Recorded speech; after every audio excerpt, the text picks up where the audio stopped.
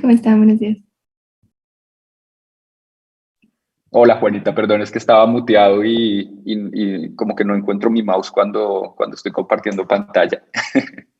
Hola Juanita, ya eres co-host por Ah, si algo pasa.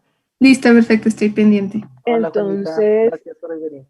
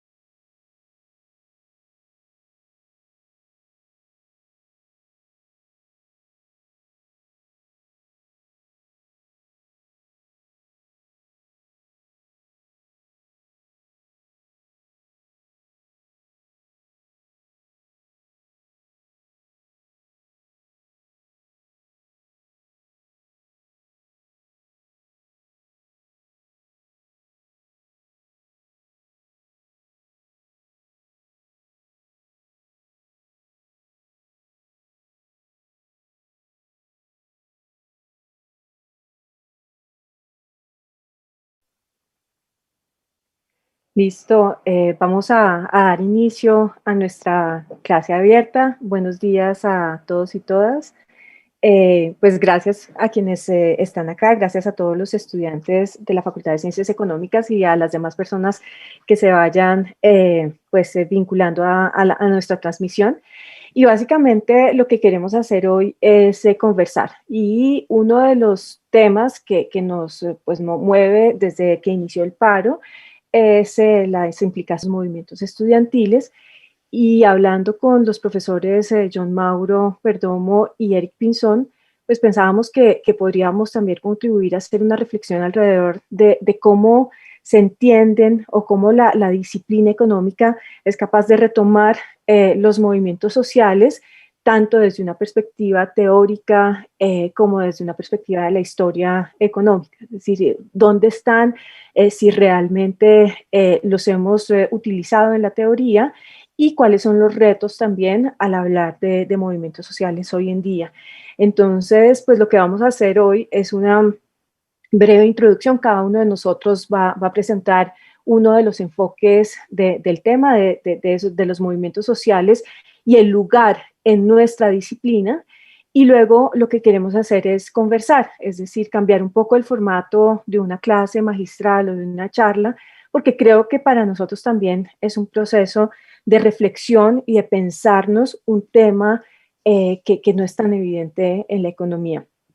Y para eso, pues entonces esperamos que todos ustedes nos hagan preguntas o pues entre nosotros nos las iremos haciendo para lograr tener y hacer una conversación pues para avanzar.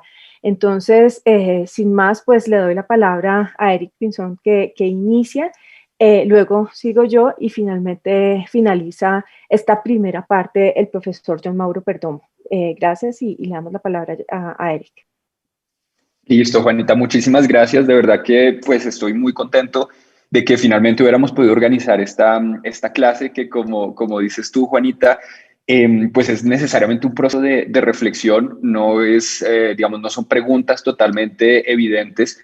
Y yo creo que, pues no sé si fue el caso de ustedes, yo creo que también, ¿cierto? Pero por lo menos a mí cada vez que tenemos este tipo de coyunturas y de movimientos sociales y políticos, me angustia muchísimo qué es lo que podemos decir desde la academia en general, desde la economía en particular y mucho más en particular desde la historia del pensamiento económico, que es mi especialidad, y también desde la historia económica, obviamente, que pues hace parte como de nuestras no sé cómo decirlo, subdisciplinas hermanas, por decirlo de alguna forma, aunque con muchas diferencias. Entonces, a ver, yo antes de que empecemos como a discutir y hablar sobre las preguntas específicas del conversatorio, quisiera hablar y discutir o poner sobre la mesa más bien algunos puntos de partida, tres en particular, que me parece importante tener presentes antes de empezar la discusión, ¿cierto?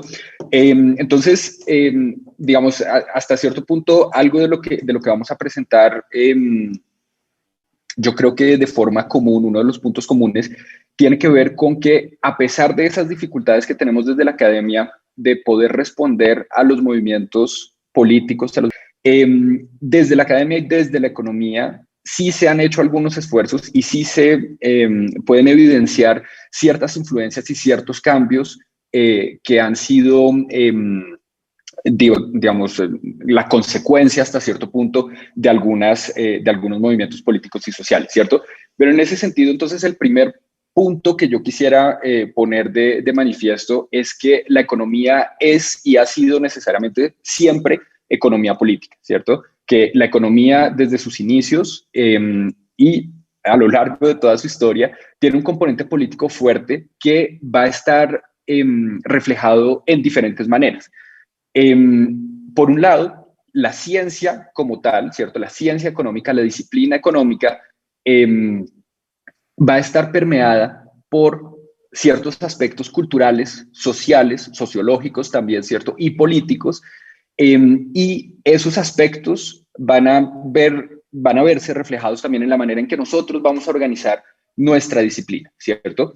Y por otro lado también el objeto de estudio, que es la economía, a pesar de que hemos hecho un esfuerzo muy grande, sobre todo desde el principio del siglo XX, por tratar de separar ese objeto de la esfera económica, perdón, de la esfera política, de la esfera social, necesariamente también tiene unos componentes políticos muy importantes que incluso se pueden ver en la manera en que nosotros como economistas vamos a tratar de medir fenómenos económicos, vamos a tratar de producir estadísticas, por ejemplo, en donde tenemos que tener primero una conversación política para definir qué es lo que queremos medir, cómo lo queremos medir, y en esa misma definición vamos a tener unos criterios que muchas veces son políticos y no solamente, digamos, científicos que están detrás de esa construcción de ese objeto. Por otro lado, desde el punto de vista individual, también los y las economistas a lo largo de la historia han tenido un proyecto político. Pensemos, por ejemplo, en Adam Smith, ¿cierto? Pensemos en incluso David Ricardo, que parece ser uno de los autores muchas veces más, perdón, ¿no? Pero yo no debería decir esto, ¿no? Pero un poquito aburridos para leer, ¿cierto? Sobre todo cuando uno lee los principios de economía política. Pero cuando uno ve a Ricardo, por ejemplo, desde su contexto, como también miembro del Parlamento inglés, ¿cierto? También como escritor de ciertos panfletos políticos, uno se da cuenta directamente de que incluso esos textos un poquito más, se me viene a la cabeza el adjetivo aburrido, ¿cierto? No debería ser ese el adjetivo, como un poco estéril, digamos, que parecieran estériles y que parecieran solamente teóricos. Nos damos cuenta de que hacen parte de un proyecto político más importante desde Ricardo, ¿cierto? Y lo mismo podemos hacer con John Maynard Keynes, por ejemplo, lo mismo podemos hacer con Adam Smith, con casi que mi argumento sería con cualquiera de los economistas y de las economistas que se nos pueda ocurrir a lo largo de la historia del pensamiento económico. Eso por un lado, pero también por otro lado, entendiendo la historia del pensamiento económico como una historia intelectual, es importante entender también que esos economistas hacen parte de una comunidad y hacen parte de unos contextos políticos, sociales y culturales que, digamos, de los cuales ellos mismos y ellas mismas son un producto también, ¿cierto? Entonces, muchas de las preocupaciones, muchas de las preguntas que se están haciendo esas economistas y esos economistas necesariamente van a nacer desde ese contexto político y económico y social desde el que ellos se encuentran, ¿cierto? Y algunos, digamos, otro punto importante es que la economía, la ciencia económica, el conocimiento económico, también es en parte hija de ciertos movimientos sociales y de ciertos movimientos políticos. Unos ejemplos muy particulares y muy discientes de esto son evidentemente la economía política radical, la economía política feminista y la Black Political Economy, ¿cierto? Obviamente, lo mencionábamos antes de salir al aire también, muy probablemente estas respuestas que se dan desde la disciplina económica no son suficientemente rápidas y no son suficientemente profundas y no son suficientemente o no están suficientemente alineadas como uno quisiera con los movimientos políticos y sociales. Pero eso digamos que lo podemos discutir más adelante, ¿cierto? Y yo creo que justamente estos movimientos o estas teorías que surgen más bien de estos movimientos sociales y políticos no están suficientemente alineados con esas reivindicaciones políticas, entre otras cosas por este segundo punto, y es que nuestra disciplina, la manera en que la organizamos, está organizada de una forma demasiado rígida, demasiado jerárquica, demasiado elitista, aislada, ¿cierto? Y también, como nos dice Fourcade y sus coautores, y en ese sentido, esas rigideces mucho más sociológicas, ¿cierto?, de la forma en que nosotros estamos organizando nuestra disciplina, pues va a afectar la manera en que nosotros producimos conocimiento, el tipo de conocimiento que nosotros podemos producir o no, cuáles son las preguntas que son legítimas, cuáles son los métodos que son válidos también en un momento dado para nosotros como economistas, ¿cierto? ¿Cuáles son esas fronteras que definen la disciplina económica? Entonces, esa va a ser una de los problemas a los que nos enfrentamos como disciplina económica desde el punto de vista internacional, pero también desde el punto de vista nacional, ¿cierto? Aunque tengamos menos, y regional también de Latinoamérica, aunque tengamos menos información todavía al respecto.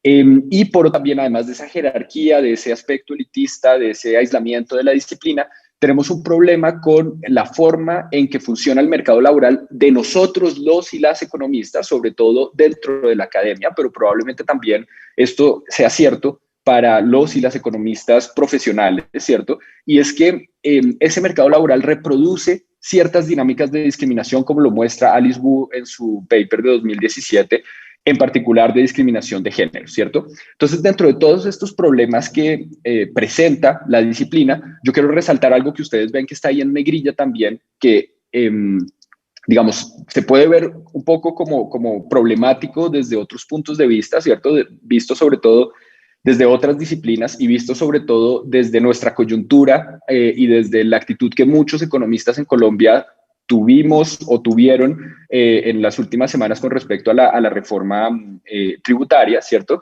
Pero es esta idea de que los y las economistas tenemos una posición social y política privilegiada, ¿cierto? Entonces, hasta cierto punto, obviamente estamos en esa cúspide de la pirámide, ¿cierto? Que nos enceguece sobre muchísimos problemas que no podemos y no queremos ver, ¿cierto? Pero por otro lado, también esa posición privilegiada nos abre una ventana de oportunidad para poder volvernos en agentes de cambio, ¿cierto? Desde esa misma posición privilegiada que tenemos los y las economistas, otra vez, internacionalmente, pero también.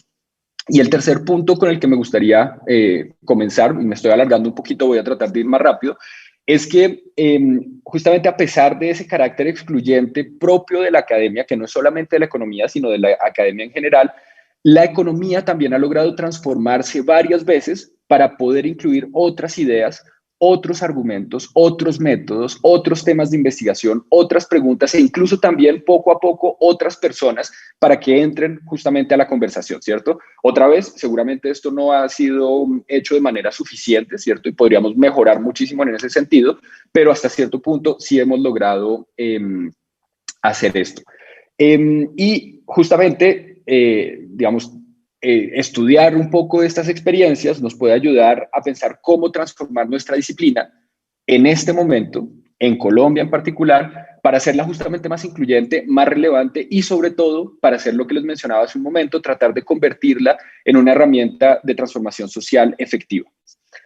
Entonces, una reflexión rápida, y voy a tratar de verdad de acelerar porque me estoy demorando mucho, sobre cuál puede ser la importancia de la historia, entendida como historia del pensamiento económico, pero yo creo que también, y más adelante veremos si Juanita está de acuerdo conmigo en esto, entendida no solamente la historia como historia del pensamiento económico e historia intelectual, sino también como historia económica.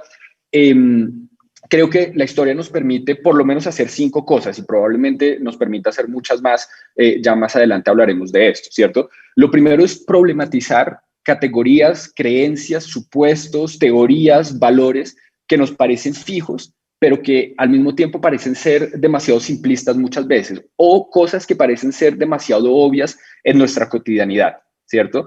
Ese es uno de los primeros aspectos que yo resaltaría de la importancia de la perspectiva histórica, ¿cierto? Nos ayuda a poder hacernos preguntas, ¿cierto? Nos ayuda a poder discutir y a poder criticar lo que nosotros mismos estamos haciendo, ¿cierto? El segundo punto es matizar los eventos, las políticas, los movimientos sociales, las comunidades y los personajes históricos sobre los cuales estamos hablando y que estamos tratando de estudiar. Y tratar de ayudarnos a descubrir la riqueza y la heterogeneidad que existe al interior de esas mismas políticas, de esos movimientos sociales, de esas comunidades, ¿cierto? No pensar que todo es negro o que todo es blanco, que aquí están los buenos y aquí están los malos, que aquí está la gente de bien y aquí está la gente que no está de bien, etcétera, ¿cierto? Eso creo que es una de las perspectivas importantes que la historia nos puede dar también. El tercer punto es otro muy importante, que es el de identificar las narrativas que se construyen alrededor de esos argumentos, de esas ideas, de ciertas teorías, ¿cierto? De ciertos eventos, de ciertos fenómenos, y entender cuál es la retórica detrás de esas narrativas, cuál es el ejercicio de persuasión que existe detrás de la construcción de una narrativa particular. ¿Quiénes son las personas que nos están hablando todo el tiempo de que existe un fantasma que ya no se llama el comunismo, ¿cierto? Sino que se llama el castrochavismo? ¿Qué es lo que hay detrás de estas personas, ¿cierto? Y lo mismo por el otro lado, ¿cierto? ¿Qué está pasando cuando unas personas en particulares nos están diciendo cuidado con el neoliberalismo es el coco de todos los males, etcétera? Sin que necesariamente haya una definición muy específica de a qué se están refiriendo, ¿cierto? Y lo interesante es poder entender cuáles son esas intenciones que hay detrás de esas personas, de esos actores dentro de la historia, en el momento de querernos contar esa narrativa específica.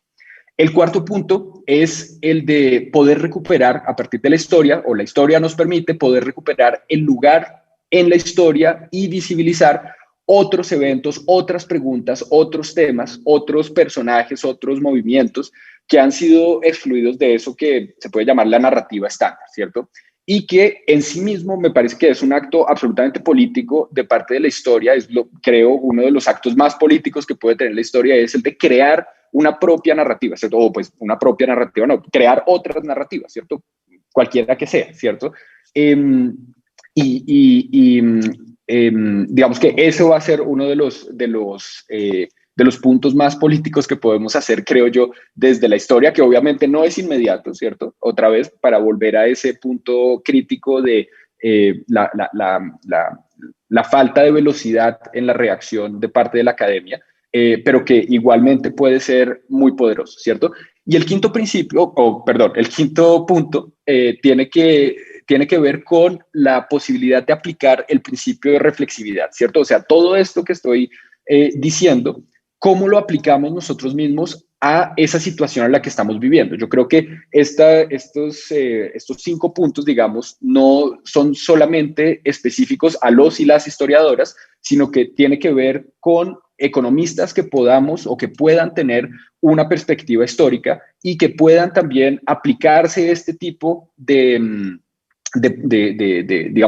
puntos, de principios a sí mismos, ¿cierto? Entonces, ¿cómo entendemos nuestro presente y lo que nos está pasando a nosotros desde una perspectiva histórica que nos permite identificar matices en las narrativas dominantes y construir nuevas narrativas, ¿cierto? De esas personas que nos están diciendo ahorita, yo le tengo la solución de cómo salir del paro, o definitivamente es por la fuerza, o definitivamente es por lo que sea, ¿cierto? Digamos que hay que tratar de matizar eso, hay que siempre dudar al respecto y tener un poquito digamos, sensibilidad histórica en ese sentido para poder analizar y entender quiénes nos están hablando, desde qué perspectivas, con qué intenciones y, digamos, dicho de forma coloquial, ¿cierto? Para no comer entero lo que nos estén diciendo de uno u otro lado. Y me parece a mí que ese punto de reflexividad es absolutamente clave para poder generar conversaciones amplias incluyentes y efectivas, ¿cierto? Para poder abrir nuestra mente, para poder escuchar a otros interlocutores y no quedarnos siempre hablando los mismos o con las mismas, ¿cierto? Me estoy, perdón, demorando muchísimo, ya creo que se pasaron los 15 minutos, entonces voy a pasar súper rápido, si te parece, Juanita, por esta Dale, diapositiva. dale. Listo, y me queda otra más. En esta diapositiva lo que yo quería contarles muy rápidamente es un caso particular que ya mencioné de cómo la economía ha, digamos, o más bien, cómo los movimientos sociales han transformado la disciplina económica de forma específica. Entonces, digamos que la gran idea es que definitivamente los movimientos sociales y políticos sí han afectado tanto el contenido de las teorías como algunos problemas metodológicos, epistemológicos, como los valores de ciertos economistas y sobre todo las fronteras o la frontera de la disciplina en diferentes momentos de la historia, ¿cierto? Y uno de esos momentos tiene que ver con el movimiento de los derechos civiles en Estados Unidos en los años 60 y 70 y la repercusión que estos movimientos tuvieron específicamente en la economía política radical y algo que no, digamos que solamente voy a mencionar aquí, la economía política feminista, la economía política negra, e incluso también en la economía política, perdón, en la economía dominante, ¿cierto? En la American Economic Association, en lo que uno podría llamar el mainstream economics. Más adelante podemos hablar de cuáles fueron algunos de los cambios que pudo haber causado o que pudieron haber causado estos movimientos civiles y políticos en el mainstream, ¿cierto? Entonces, en este contexto de los años 60 y los años 70, de reivindicaciones por los derechos civiles, ¿cierto? De reivindicaciones por los derechos de las minorías, por los derechos de las mujeres, por los derechos de los afroamericanos, en contra de la guerra de Vietnam, también es una lucha muy importante. Va a haber un grupo de economistas que, digamos, bastante importante y numeroso, de economistas jóvenes, sobre todo estudiantes, pero también algunos profesores jóvenes, que desde la Union for Radical Political Economy, que tiene su sede principal en Ann Arbor, en la Universidad de Michigan, pero que tiene otras antenas, en particular en la Universidad de Harvard, van a salir justamente a criticar la teoría económica personas desde Harvard, en particular como Sam Bowles, Herbert Gintis, Arthur McEwan y otras personas más, ¿cierto? Weeks, por ejemplo, desde Michigan también, y van a criticar la teoría económica, primero por su falta de relevancia para poder entender el contexto social, pero no solamente para entenderlo, sino sobre todo para poder cambiarlo. Entonces, fíjense que aquí estos economistas políticos radicales no solamente estaban pensando en que necesitábamos desde la economía producir un conocimiento que nos ayude a entender, sino sobre todo un conocimiento para transformar, ¿cierto? Y eso va a ser obviamente uno de los puntos importantes.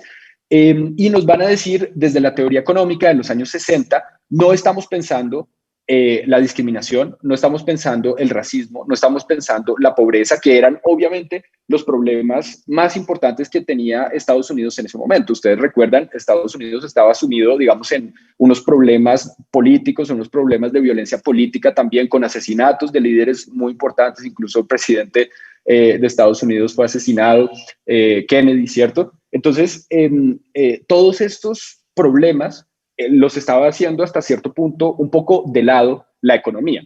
Obviamente hay algunas excepciones y ustedes saben que desde el mainstream mismo, por ejemplo, Gary Becker estaba escribiendo una tesis sobre la discriminación, ¿cierto? Entonces, digamos que ahí la historia del pensamiento económico nos puede ayudar también a entender un poco esos matices. Puede que ustedes, como yo, ¿cierto?, no estemos totalmente satisfechos con la forma en que se responde desde Gary Becker a los problemas de discriminación, ¿cierto? Pero eso es una cosa, y otro punto es decir, definitivamente los economistas y las economistas no estaban pensando en ese tipo de problemas, ¿cierto? Y el otro punto muy importante, que era el que mencionaba en mi primera diapositiva, es que estos economistas políticos radicales van también a criticar la estructura racista, lo que ellos llaman la estructura racista, sexista y elitista del mercado laboral para los y las economistas.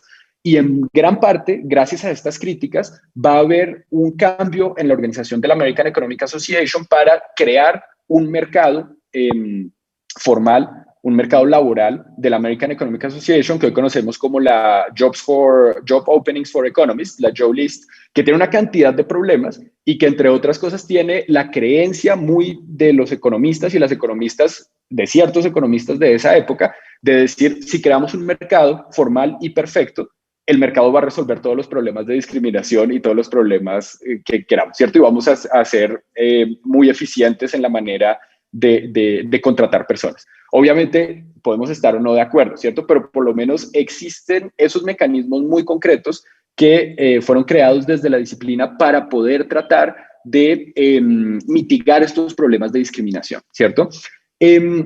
Y muy importante, estos economistas, lo que pretendían, estos economistas políticos radicales, era recuperar el sentido y también el contenido político de la economía, ¿cierto? Reconocer que necesariamente cualquier tipo de teoría parte desde un punto de vista que es no solamente un punto de vista político, sino también un punto de vista social, un punto de vista cultural, pero que además no solamente tiene ese contenido que le da ese punto de vista político, sino que además necesariamente debería tener un sentido político, un sentido transformador, ¿cierto? Que busque transformar, que busque más bien convertir a la economía en un instrumento defensor de la revolución social. Más adelante podemos hablar otra vez de qué pasó con estos economistas. Finalmente fueron marginalizados del mainstream economics, ¿cierto? A pesar de que entraron desde Harvard, al final terminan siendo marginalizados. No por eso dejan de ser importantes, ¿cierto? Ellos igual van a tener una voz relativamente importante hasta hoy en día, pensaría yo, en la disciplina. Pero sí es cierto que justamente esas estructuras jerárquicas y tan rígidas de la disciplina hacen finalmente que se evacúe estas críticas de una forma bastante violenta y desplazando justamente del centro hacia la periferia de la disciplina a estas personas. Y ya para terminar, voy a correr, perdón que me fui demasiado, es que a mí me emocionan estas cosas bastante, entonces me empiezo a ir un poquito por las ramas, pero quería llamar un poquito la atención sobre, digamos, esta reflexión traída un poco a nuestra situación en Colombia, ¿cierto? Y algunos problemas, pero al mismo tiempo creo oportunidades que tenemos desde la historia del pensamiento económico y de la disciplina económica en Colombia.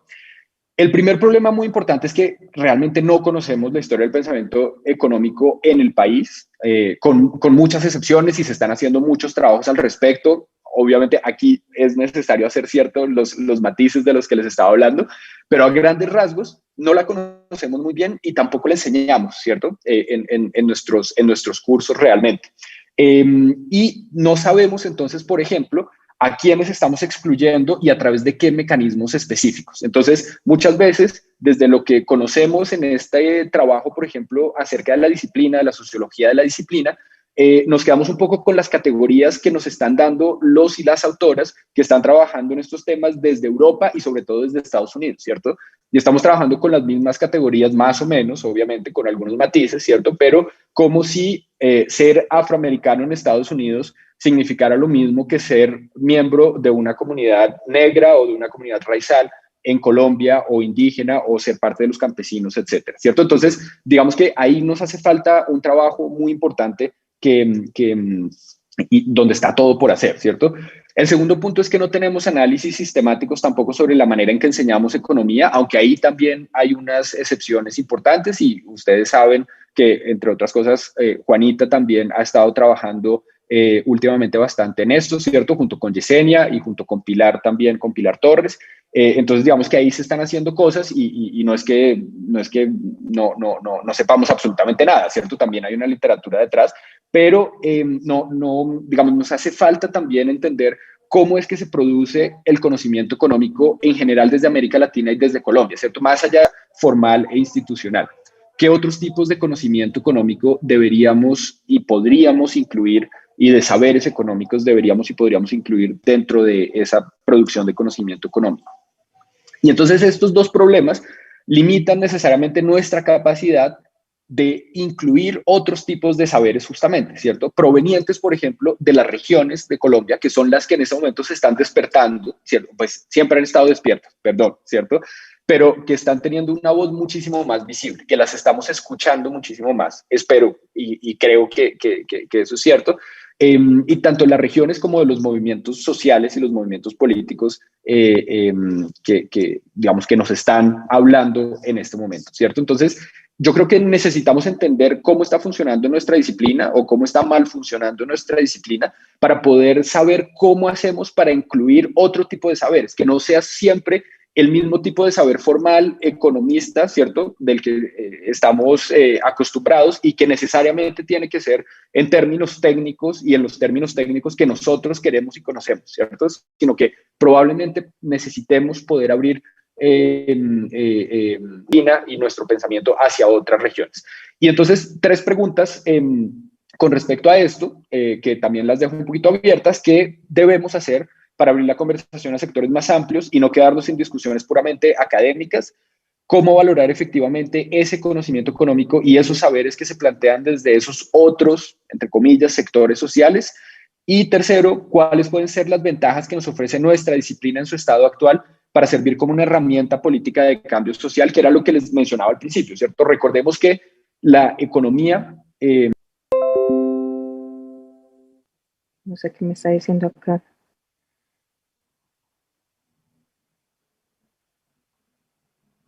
¿Me confirman, porfa, si ya están viendo la presentación? Ya estamos viendo. Sí, ya la vemos. Listo, entonces la voy a poner acá en presentación. Bueno, claramente vamos a entrar en diálogo y algunas de las cosas que menciona Eric pues van a estar acá también presentes. Y una de las primeras es con lo que inició Eric, que es decir, esto no es obvio para nosotros como economistas, en mi caso que hago historia económica, es decir, uno sí lo aborda, pero no es así de una que diga ya, es que el vínculo está en estos elementos, sino que hay que empezar como a abrir y como deshojar lo que ha sido la economía y la historia económica para entender, y eso precisamente es uno de los problemas que vamos a ver. Entonces, yo lo que les propongo es hablar de que la economía se vuelva a asombrar de la sociedad. Yo creo que la economía ha dejado de mirar a la sociedad, pues, y está bien, ya tiene un método que es riguroso, que es juicioso, que ayuda muchísimo a los problemas, pero también ha generado una distancia con la sociedad. Y eso es un poco las respuestas que hemos visto recientemente, como, venga, pero si la reforma tributaria, entonces, ¿por qué siguen ahí? O venga, ¿por qué si va a haber una transferencia monetaria, por qué pelean? Si al final, o sea, unas respuestas que pareciera se quedan en lo formal, en lo técnico, y desconocen o no son capaces de asombrarse por la sociedad. Y yo creo que hay que volverse a asombrar. No, de hecho, no lo creo, toda la vida lo he hecho, pero creo que la disciplina y nosotros como economistas en la formación tenemos que ser más rigurosos o más exigentes en acercarnos a la sociedad. ¿Y qué nos dice la historia económica de esto? Entonces, pues para comenzar hay que llegar con una definición, hubiera sido perfecto darla al inicio, pero pues ¿qué son estos movimientos sociales? Hay varias definiciones, una muy importante para el caso de Colombia, que es quizás uno de los que más conoce los movimientos sociales desde una perspectiva histórica y también actual. El profesor Mauricio Archila pues hace una definición como las acciones sociales colectivas permanentes que se oponen a la exclusión, desigualdad e injusticia. Hay como unos referentes que dicen ante esto nos vamos a oponer, tienden a ser propositivas, se presentan en contextos socioespaciales y temporales específicos, es decir, que también es necesario ver esa temporalidad, por eso para la historia pues ha sido uno de los temas de análisis, pero vamos a ver que la economía también tiene temporalidades, entonces pues habría que ver desde la economía y de la historia económica se puede retomar los movimientos sociales y no necesariamente transforman. Entonces, no por el hecho de que no haya generado un cambio, se deban desconocer, que es otro de los puntos que voy a mencionar, están expresando conflictos de la sociedad y pues en general hasta ahora pues se mencionaba como que eran organizadas en la sociedad. Y Charles Tilly, también otro de los grandes pensadores pues de la ciencia política y de la sociología, entonces movimientos de acción colectiva que son expresiones de la vida moderna que se desarrollan como un nuevo formato de acción colectiva, y él lo que trata de hacer es una diferenciación de todo lo que surge con los movimientos republicanos y democráticos, pero también de capitalismo, frente a lo que habían sido movimientos en el pasado. Entonces va a decir, más o menos se organizan a finales del siglo XVIII, pensemos en la Revolución Francesa, y eso pues va explicando unas nuevas demandas de una sociedad moderna que tiene esos elementos en común. Entonces, unas construcciones políticas hacia el republicanismo y unas construcciones económicas hacia el capitalismo. Entonces, teniendo pues como esa definición, yo me voy a centrar en 3 elementos, en esos movimientos sociales y el vínculo con la historia económica, en tres grandes preguntas. ¿Qué leer para entender ese vínculo? No es tan evidente. ¿Cómo interpretar y reinterpretar el vínculo? Y finalmente, ¿cómo cambiar la historia económica y la historia económica de Colombia? Que es al final lo que les voy a contar. Entonces, ¿qué leer? Acá tenemos el mismo tema que nos mencionó Eric.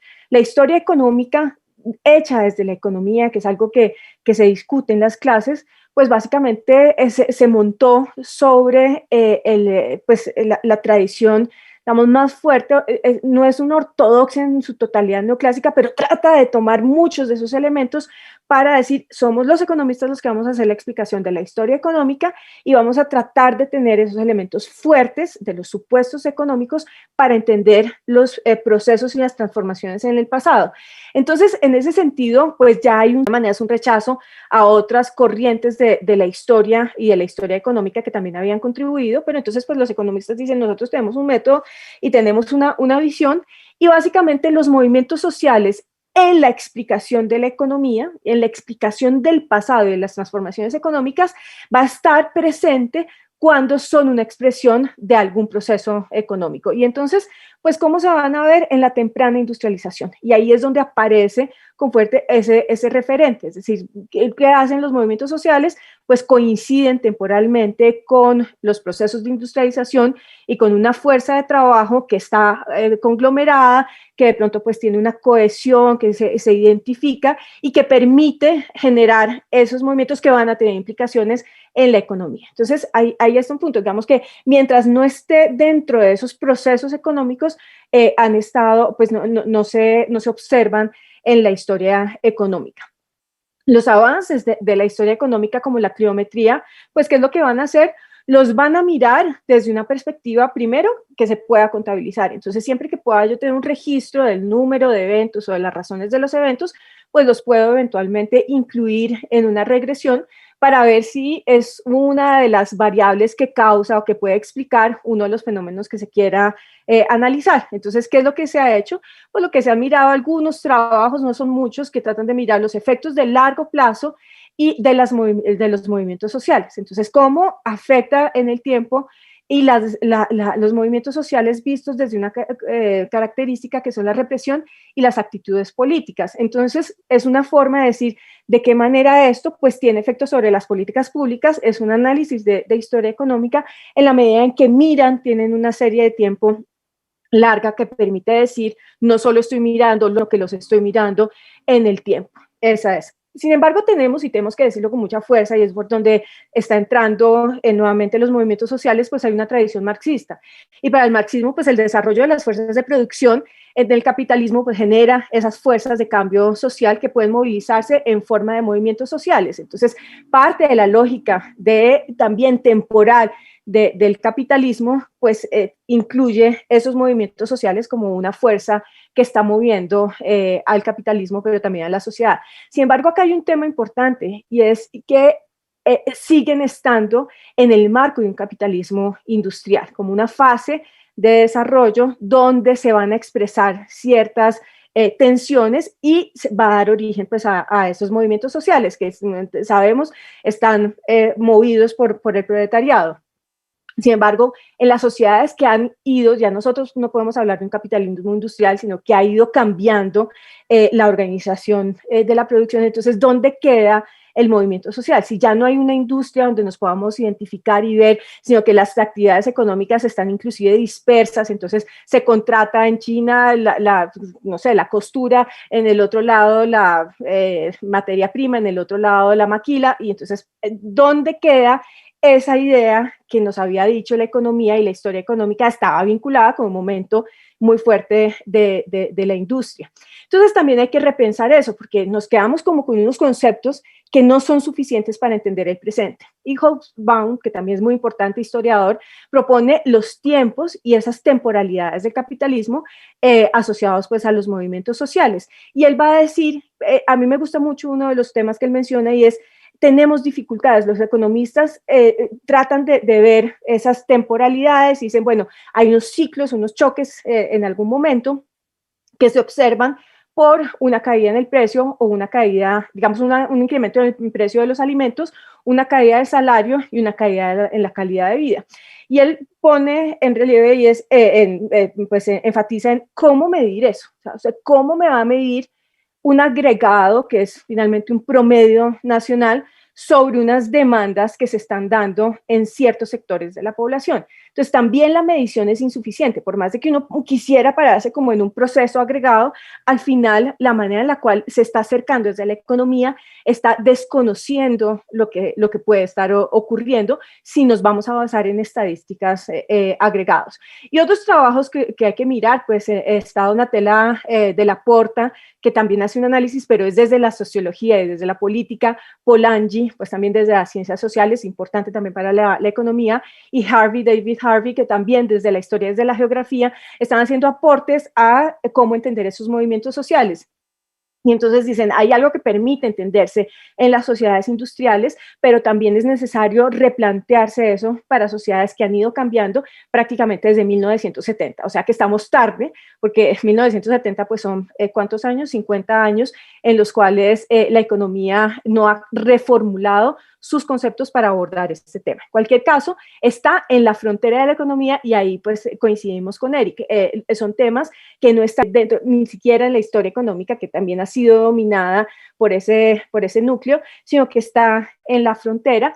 Y el punto es qué tanto podemos acercarnos a la frontera o llevar esa frontera hacia el centro para cambiar también la disciplina.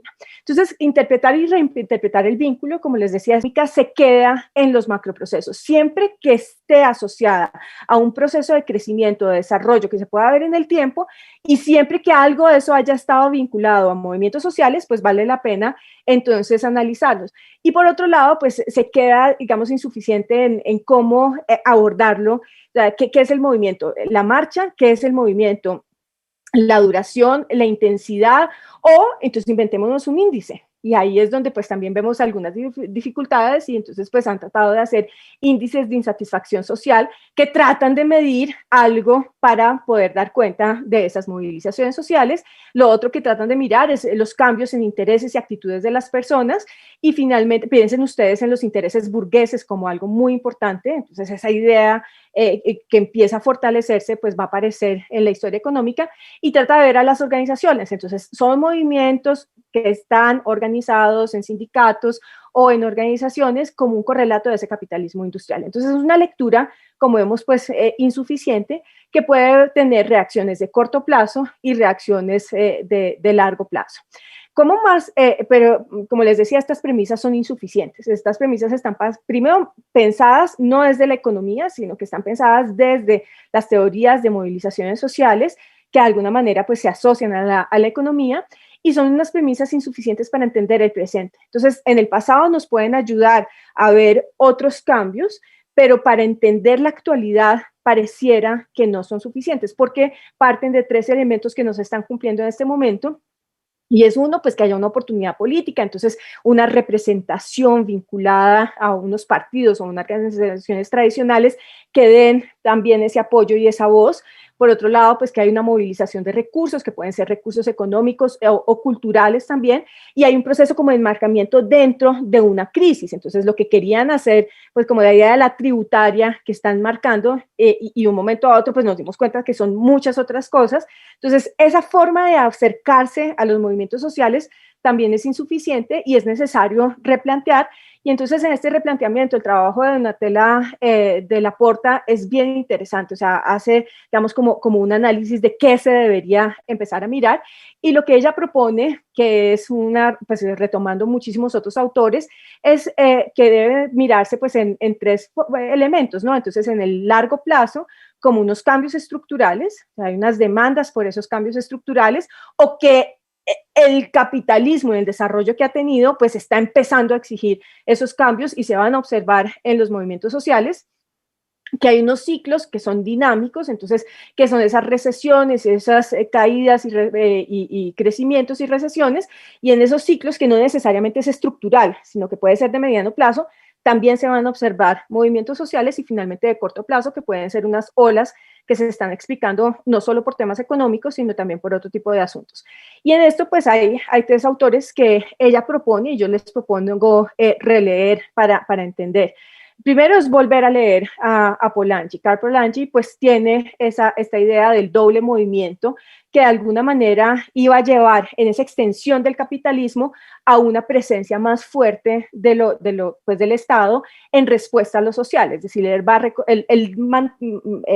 manifiesta que efectivamente la tensión de ese crecimiento del capitalismo lleva a unos movimientos sociales que a su vez van a ser respondidos por el Estado. Él no alcanza a ver lo que ha pasado hasta el momento, donde aparece el liberalismo, luego pues un proteccionismo de Estado y luego el recrecimiento pues de ese neoliberalismo. Él llega pues, digamos, muere en los años 60 y no logra visibilizar el resurgimiento del liberalismo.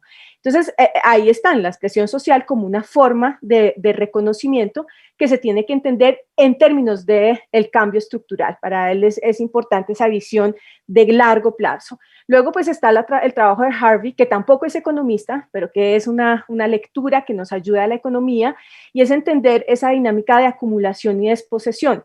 Es decir, ya no solamente es el crecimiento del mercado, sino la acumulación más allá de lo tradicional, que ha llevado pues, al sector financiero a convertirse en extractivista, a la naturaleza y el medio ambiente, el agua, las personas y la desposesión que lleva inclusive a una desposesión no solo material, como se entendía antes, sino una desposesión inclusive de derechos, como puede ser el derecho a la educación o el derecho a la salud, y entonces de ahí surgen esos movimientos sociales. Entonces dice que es una visión distinta y está pensada también en esos, digamos, en respuesta a esa lógica de acumulación y desposesión.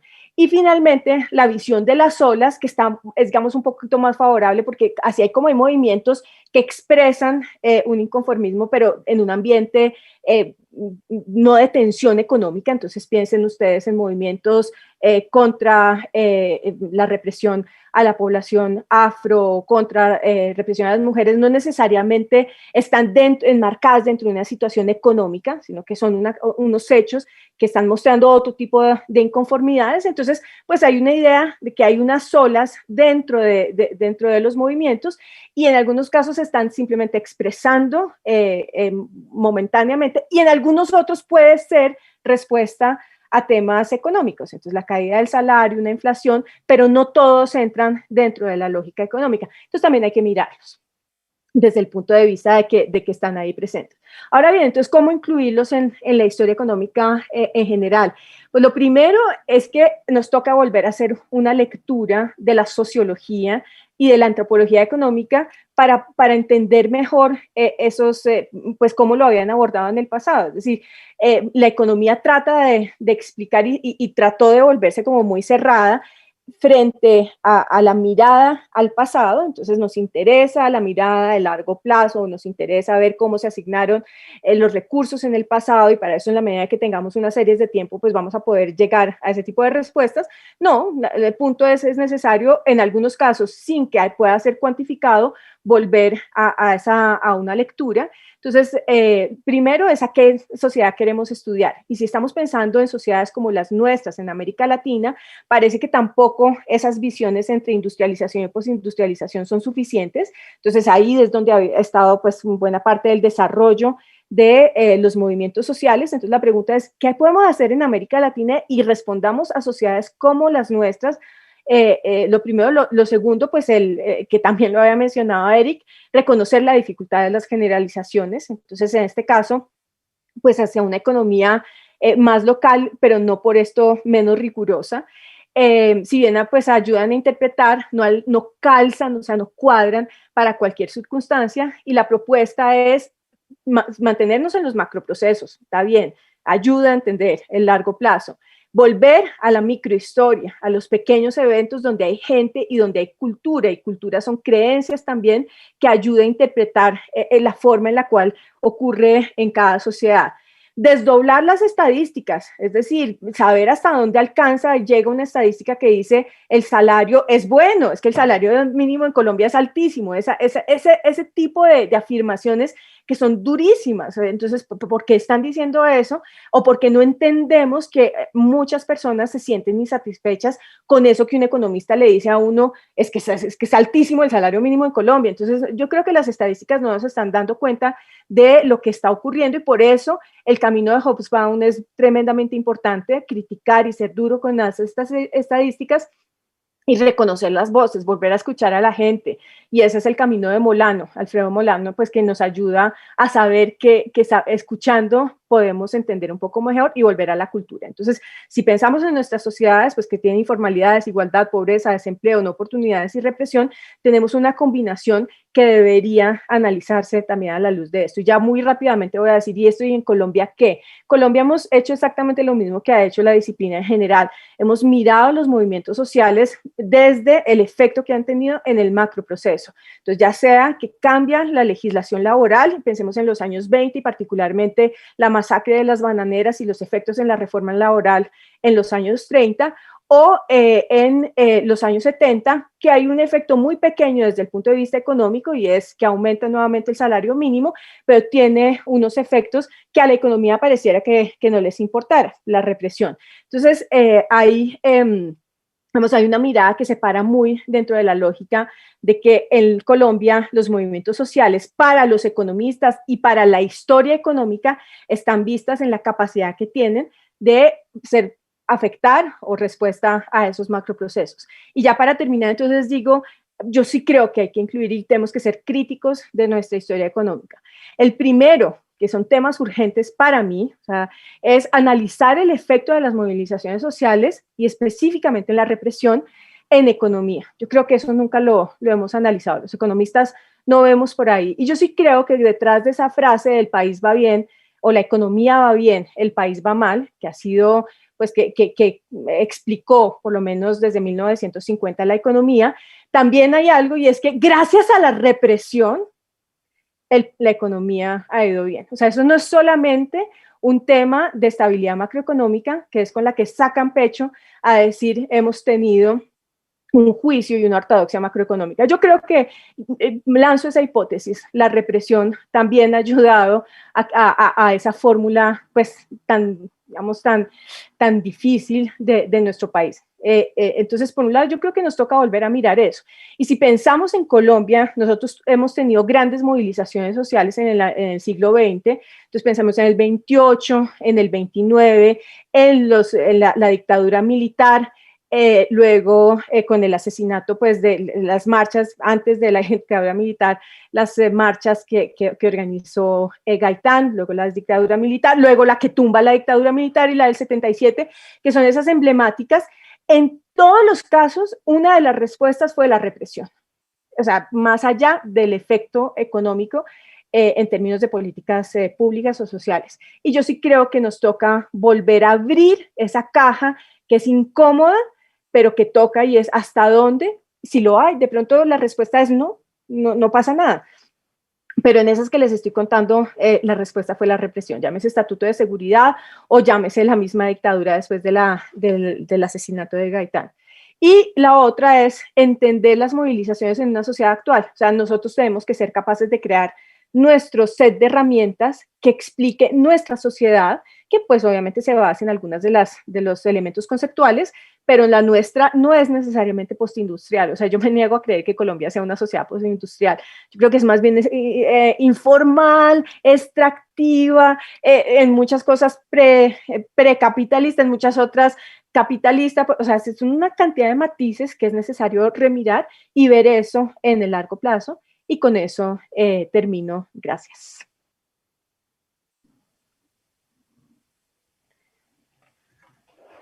Muchas gracias. Voy a compartirles entonces mi pantalla. ¿Me confirman si la están viendo? Por favor, ¿sí? Se ve, sí. Listo. Listo, entonces, pues bueno, no, me sirve mucho entrar de último, porque creo que, pues, precisamente, digamos, ya hay un montón de elementos que precisamente han traído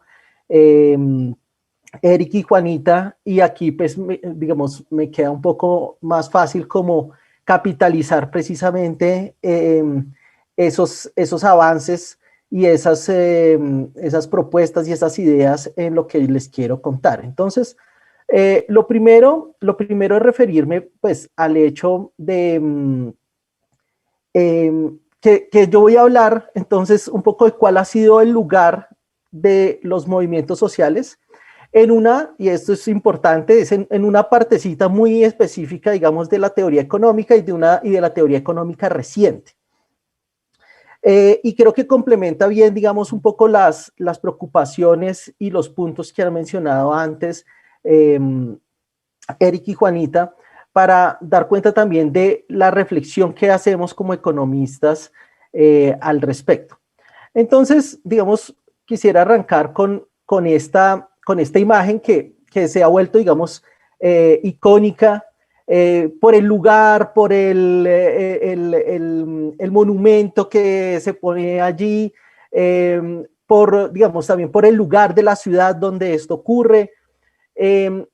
Y mientras todos estamos viendo esto, y mientras el país está viendo esto, y no solamente está viendo esto, digamos, lo está viendo aquí en Bogotá, pero está viendo también lo que ocurre en Cali, lo que ocurre en Medellín, lo que ocurre en Manizales, lo que ocurre en el viaducto de Pereira. Pareciera como si los economistas y las economistas, algunos, y acá un poco el punto es que más de los que uno quisiera en todo caso, estuvieran mirando para otro lado, ¿no? Entonces, mientras, digamos, tenemos decenas de muertos, cientos de heridos, un montón de atropellos y de situaciones que comprometen, digamos, el funcionamiento mismo y la viabilidad misma, digamos, de la sociedad en este momento. Entonces, pareciera que entre tanto, digamos, desde la profesión, y acá menciono solo como algunas de las discusiones de estas últimas semanas dentro de varios colegas, es, oiga, no, pues tenemos unas preocupaciones por la caída en la confianza inversionista con todo el tema de los bloqueos. ¿Qué va a pasar entonces con el tema de deuda y de financiamiento externo, con el cambio en la calificación de Standard & Poor's y las otras calificadoras en los siguientes meses? Pero al mismo tiempo, digamos, nos debemos felicitar porque aunque pensábamos que el crecimiento iba a ser un crecimiento negativo, no, tuvimos un crecimiento del 1.1, entonces felicitemos y aplaudámonos. Los que siguen llorando pues sobre la leche derramada, que allí tengo pues varios colegas y amigos y amigas, pero que es como, oiga, no entiendo muy bien por qué es que pelean tanto si en realidad todo eso más o menos está en la reforma tributaria que ustedes mismos dijeron que había que quitarla y que había que cambiarla. Y allí hay, digamos, como esta idea, y me parece que, digamos, me gustó mucho esta frase de Juanita, de eso que va bien, ha necesitado de eso que está mal. Y es, aquí pareciera que hay una preocupación muy fuerte en términos de mantener lo que, entre comillas, funciona, así, digamos, lo que no funciona, pues siga funcionando mal y funcione, de hecho, cada vez peor, y lo que eso signifique para un segmento amplísimo, digamos, de la población, además.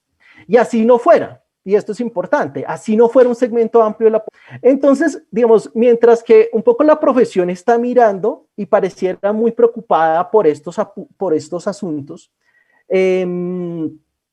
al otro lado entonces está un poco la reflexión de, oiga, ¿por qué les cuesta tanto como mirar esto que está pasando? ¿Qué es lo que hace esto difícil? Y entonces al respecto, digamos, lo que yo quiero formular es una hipótesis de que hay al menos dos dificultades, y esto en términos de nuestra estructura de análisis, de los lentes con los que vemos el mundo, que hacen difícil para nosotros aproximarnos a los movimientos sociales desde la teoría económica reciente. Y El primero tiene que ver con Thomas Hobbes, que pues para que no se viera como pues el señor del siglo XVII, pues entonces ahí viene con las gafitas modernas, pero que es muy importante porque al final, digamos, el individualismo metodológico sobre el cual Thomas Hobbes desarrolla su filosofía política y que hace parte de todo su proyecto, digamos, intelectual y científico, es un proyecto que está firmemente afincado en el individualismo metodológico. Y en un individualismo metodológico que no quiere decir por ello que desconozca lo social, pero que reconoce lo social en virtud de lo que sirve a lo individual.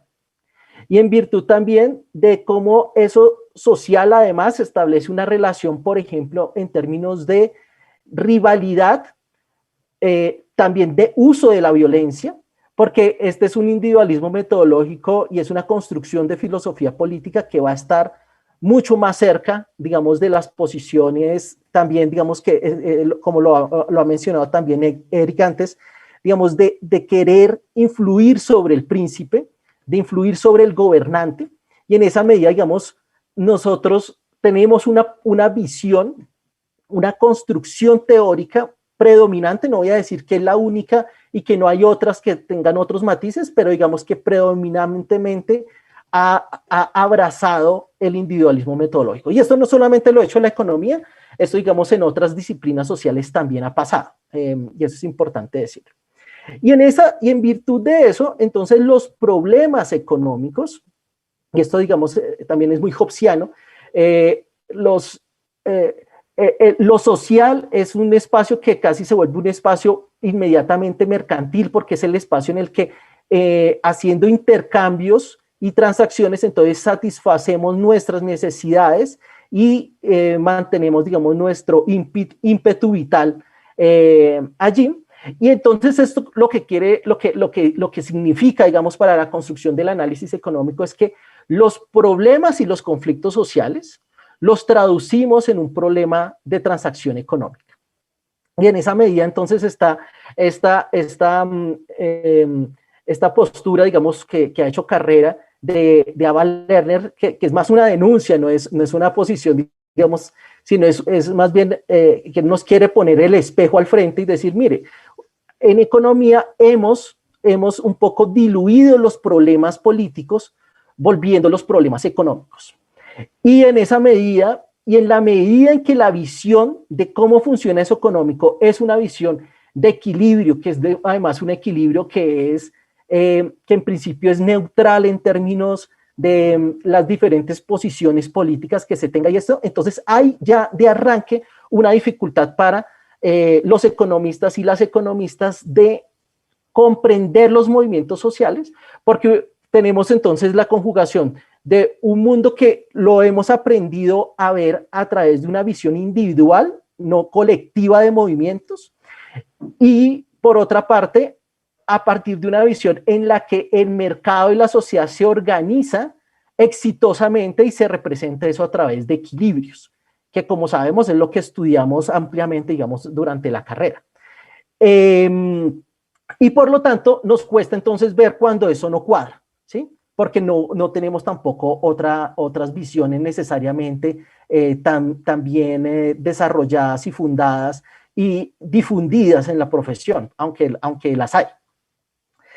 Ahora, ¿quiere decir eso que en economía entonces recientemente, y bueno, cuando yo hablo de historia reciente me refiero, digamos, después de la Segunda Guerra Mundial, no hemos entonces comprendido ni aproximado a los movimientos sociales? No, sí hay cosas muy importantes y aquí traigo, digamos, como dos posiciones. Entonces, por un lado, tenemos las posiciones del problema, digamos, de acción colectiva, que pone en evidencia allí Olson en el 65, y donde, digamos, que se vuelve muy, muy importante. Olson es un economista que sacando este libro, que también recoge, digamos, mucho de su trabajo doctoral, al final es un libro que termina teniendo mucha más acogida en ciencia política y en sociología que en economía, Y en economía, quienes lo van a adoptar como con mucho más interés va a ser la Public Choice, que tiene una posición más son liberales de derecha, ¿sí? Digamos, de unos liberales, pero que están del lado del gobierno y con unas posiciones, digamos, muy hobbesianas también al respecto. Y allí entonces el problema, fíjense la dificultad que se tiene de abordar los movimientos sociales con este enfoque, porque implica un poco tratar de explicar es por qué no podrían haber movimientos sociales. Y es decir, mire que hay un problema de free rider, que es muy difícil que la gente se comprometa con un movimiento social, porque ¿por qué salir a marchar? ¿Por qué salir a protestar? Mejor, yo espero que los otros lo hagan, que se obtengan los beneficios de esas reivindicaciones que son colectivos, y entonces yo me beneficio de eso sin tener que hacer el esfuerzo. Pero entonces, si todos piensan así, pues el resultado es que entonces nadie hace los esfuerzos que corresponden y por lo tanto, digamos, los movimientos están abocados a fracasar. Y esto va a poner muy en cuestión, digamos, el tema de cómo se conforman los grupos y qué hace que puedan tener, que puedan ser durables en el tiempo, que puedan ser viables, que alcancen unas masas críticas o no. Bueno, allí va a haber toda una discusión al respecto. Y eso lo va a asumir, digamos, muy a fondo la teoría de elección pública, que como les digo, tiene estas posiciones que son liberales de derecha. Pero al otro lado, que además es curioso porque no va a ser al otro lado necesariamente ideológico, pero tenemos al marxismo analítico. Y el marxismo analítico también se va a nutrir, por ejemplo, de estas preocupaciones de Olson, y allí van a tratar de, despojándose de estas, digamos, como de no establecer a priori sesgos ideológicos, tratar de hacer un análisis muy axiomático y matemático, de hecho, a través de los instrumentos de la teoría que ellos mismos mencionan como neoclásica, de Marx, y obtener resultados, digamos, marxistas, pero a través de el lenguaje, digamos, más estándar de la economía. Y allí entonces aparece las contribuciones, por ejemplo, de Romer del 82 en términos de las clases sociales. Si existen, si están allí, no son solamente el tema de individuos, sino que recupera la categoría de clases sociales dentro de un marco y de un lenguaje que es neoclásico, pero también para decir, esto ocurre en el ámbito social, es básicamente en el ámbito del intercambio, no aparece en el esquema de la esfera de producción, como lo anunciaba Marx inicialmente. Pero entonces es, ok, ahí tenemos unos grupos que tienen una unión y una característica que los hace, que hace que tengan una característica común como grupo, como clase social, pero hasta dónde eso puede mantenerse, y allí entonces está el punto, digamos, de las posturas de Zebrowski en términos de, es muy difícil que eso se mantenga, porque precisamente, y que eso prospere como proyecto político, porque está detrás el problema del free rider que nos mencionaba Olson en el 65. Y en esa medida la lección que va a decir Zebrowski en el 85 va a ser, oiga, de pronto el proyecto de desarrollo de estos movimientos sociales es más tendiente a esas socialdemocracias que no hacia posturas, digamos, socialistas más radicales. Entonces tenemos, digamos, fíjense que tenemos unas aproximaciones que tratan de ser compatibles con estas posturas hobbesianas y de reconocer, digamos, como de tratar de transar lo político a través del lenguaje económico, pero con unas posiciones que terminan siendo también como muy cuestionables. Ahora, frente a ese problema de la acción colectiva, entonces, ¿cuáles son las soluciones que, digamos, un poco la economía nos anuncia? Y digo que son soluciones entre comillas, o que estas respuestas, estas formas de resolver problemas, uno las debe mirar con mucho cuidado, porque económicamente pueden tener sentido, pueden ser soluciones eficientes, pero que atropellan otras cosas. Entonces, por ejemplo, ¿cómo uno resuelve el problema de acción colectiva? Bueno, no, pues convenciendo que realmente hay una identidad. Entonces, es hacer a la gente militante, digamos, de una causa. Y esa militancia es un compromiso, digamos, al final es un compromiso bajo costo. ¿Sí? O sea, digamos, la misma persona se mete, se pone la camiseta y dice, sí, es que yo me la juego full por esto, porque es que yo en esto creo, y entonces si uno logra tener una masa crítica suficientemente grande y convencida, entonces uno logra resolver el problema de acción colectiva. Pero uno también puede decir, bueno, para resolver el problema de acción colectiva y no tener este problema del free rider, entonces lo que también puedo hacer es hacer una sociedad, digamos, concebir la sociedad como un club. Y es solamente aquel que hace el esfuerzo, pues también obtiene los beneficios. Y si usted no hace el esfuerzo, yo le excluyo los beneficios. Entonces, ustedes quieren beneficiarse de las marchas, pues tienen que también salir a marchar, porque si no salen a marchar, no obtienen entonces los beneficios que se obtengan, sea lo que sea que ocurra allá. O por la fuerza. Usted lo tiene que hacer sí o sí, o algo le va a pasar y no va a ser algo chévere, ¿sí? Entonces, ¿cuál es el problema de esto? ¿Y por qué aparece allí, digamos, Lenin de colores? Porque Lenin utilizó las tres, ¿sí? Moviliza, por ejemplo, mucha propaganda política y manipula, digamos, los medios de comunicación hacia la sociedad para generar esa identidad. Pero también excluye a quienes no se le apunten al proyecto. Y además, en últimas, si el personaje se vuelve un palo en la rueda, pues entonces utilizo también la fuerza contra esa persona. Entonces, fíjense que las soluciones económicas, y esto también lo mencionaba Juanita terminando su intervención, son soluciones que, siendo económicamente eficientes, atropellan otras libertades, atropellan otros ámbitos también de la vida social e individual, o pueden hacerlo al menos. Y uno entonces debería tener también mucho cuidado, entonces, no solamente en la forma en la que uno se aproxima a los movimientos sociales, sino también las prescripciones que de allí uno deriva al respecto. Porque esto puede tener unas consecuencias, sobre todo si tenemos en cuenta lo que Eric nos mencionaba al comienzo, que como profesión nos hemos ubicado en una posición, digamos, privilegiada de cercanía con el poder. Entonces, votar estas soluciones económicas pueden tener otras consecuencias que no necesariamente sean deseables. Entonces, digamos, un poco para cerrar y frente a esto, ¿qué podemos hacer? ¿Cómo podemos ayudarnos como profesión para ayudar más, digamos, a la sociedad a la que nos debemos? Y aquí, digamos, hay varios puntos que ya se han mencionado. Uno es, digamos, ser pluralistas en lo económico, pero ser pluralistas en lo económico creo que pasa por reconocer que hay que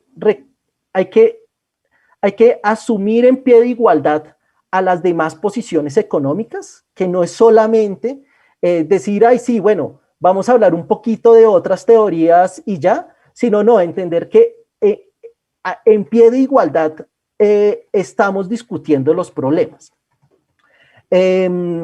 Y que el argumento debería ser un argumento pues, sobre la razón y no sobre otras posiciones, por ejemplo, de poder. Y aquí me parece que hay un punto pues, que además me gustaría mucho como ver la opinión también de Juanita y de Erika al respecto.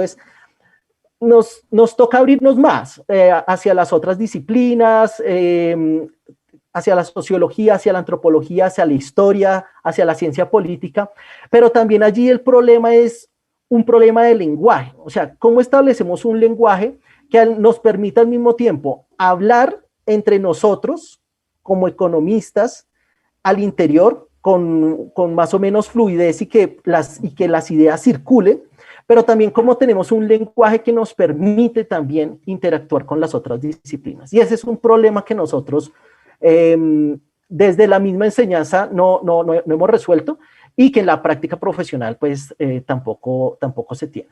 Y digamos, ya personalmente, esto ya es pues, digamos como mi posición, es que yo sí creo que frente a los movimientos sociales uno debe también tener mucho cuidado por lo que les mencionaba antes de estas prescripciones y de los contextos también en los que nosotros nos movemos, que uno debe también ser muy responsable en términos de que las posiciones deberían ser las de también formar unos economistas que fueran y unas economistas que fueran pacifistas, ¿sí? Lo cual no quiere decir que no sean contestatarios, que no sean comprometidos con el cambio y la transformación, pero que en todo caso, digamos, nos mantenemos en una posición, digamos, en una postura pacifista frente a lo que ocurre. Eso me parece importante en un país en el que las soluciones violentas no nos ha faltado, digamos, veces para intentarlas. Y hay que decirlo sin mucho éxito. Entonces, por lo tanto, creo que es importante, digamos, mirar eso. Y lo otro es un poco cómo uno hace para voltearle la cara a esta persona y que mire precisamente estas realidades. Y en esto hay que también, claro, hay que pensar en cómo uno forma a profesionales competentes, pero sobre todo también a ciudadanos responsables con la sociedad en la que viven. Eso era todo, muchas gracias. Excelente, John Mauro.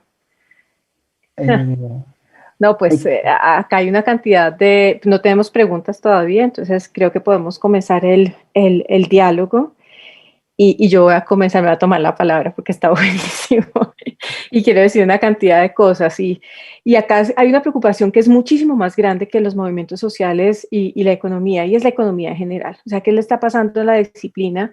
Y yo creo que no solamente es a la economía, sino en general es la enseñanza y la compartimentalización. O sea, todos hemos hablado de la necesidad de hablar y entrar en un diálogo con otras disciplinas, pero pareciera que ese diálogo se hace ahí, como con unas selectivas, por allá chinos resuelva o chinas resuelvan y ya, y que fue un poco lo que cada uno de nosotros hizo en su momento. Pero yo creo que acá hay una preocupación muy fuerte desde el punto de vista de cómo estamos enseñando y qué queremos enseñar. Y claramente seguir en la compartimentalización. Entonces hay un reto desde el punto de vista de cómo, lo que decía al final John Mauro y que también mencionó Eric, de cómo tocar estos otros temas que a la luz de la manera en la cual estamos enseñando, pareciera que pues quedan ahí como en la frontera o en una decisión muy, muy individual. Me preocupa hartísimo, es decir, me parece que hay una discusión que trasciende la economía y es la forma en la cual enseñamos. Y finalmente ahí también hay jerarquías, desafortunadamente. Y el tema lo ponen quienes deciden qué es lo que se debe estudiar o no en función de qué se publica o no. Y seguimos bajo una jerarquía tremendamente fuerte, dominada por quienes son los que manejan las revistas, los procesos editoriales, los puntos, el ranking. Entonces todos tenemos que hacer lo que dicen allá 3 o 4 revistas y básicamente perdemos en algunos casos de vista inclusive temas que son tremendamente locales. O sea, reconozcamos que nuestra disciplina y la academia, no solamente la economía, sino la academia está en este momento acá, le están respirando en la nuca con una hegemonía y un patrón que no necesariamente es el nuestro. Entonces yo creo que eso también dificulta que se posesionen algunos temas, porque entonces el académico está, yo necesito puntos y yo necesito demostrar que sirvo para algo, y por otro lado, pero la sociedad me demanda otro tipo de cosas, y entonces hay un problema que es muchísimo más fuerte que la economía en sí, porque siento que muchos tenemos esta preocupación. Eso es lo primero que quiero señalar para mostrarlo. O sea, hemos visto que la economía sí lo ha pensado, pero por alguna razón no logra ser parte del debate fuerte, entre otras, por esas otras jerarquías. Y lo segundo, y creo que coincidimos los tres en eso, la economía, como dice Polanyi, como dicen muchísimos, o sea, no solamente yo retomo la frase de Polanyi, es una construcción política. O sea, la economía moderna no ocurre en el vacío, es una construcción política y nos toca entender los agentes políticos, y uno de esos agentes es la sociedad. Entonces, si reconocemos eso, pues de alguna manera ponemos otra vez, como decía Eric, la economía en la economía política, y como decía John Mauro, en la necesidad de entender de qué hace que se voltee ese agente, es en última reconocer que la economía está pensada, está construida de forma política, pero también pensada en términos sociales. Yo solamente hago esos 2 comentarios porque me podría quedar haciendo muchos más. Excelente. No, yo quería de pronto hacer un comentario chiquito con respecto a lo que tú dices, Juanita, que obviamente estamos, o sea, totalmente de acuerdo con todo lo que tú nos estás contando, y esa preocupación sobre la forma en que nos formamos en la academia, en la economía, esa desconexión que parece que hubiera muchas veces con las realidades sociales, y digamos que es digamos, viene dado en muy buena parte por esa estructura que se tiene desde la academia, que se tiene desde la economía y que necesariamente tenemos que buscar maneras de poder cambiar. Obviamente es muy difícil porque hay unas fuerzas, digamos, casi que geopolíticas demasiado poderosas con lo que tú mencionas de los rankings, de las publicaciones, ese tipo de cosas que son muy complicadas.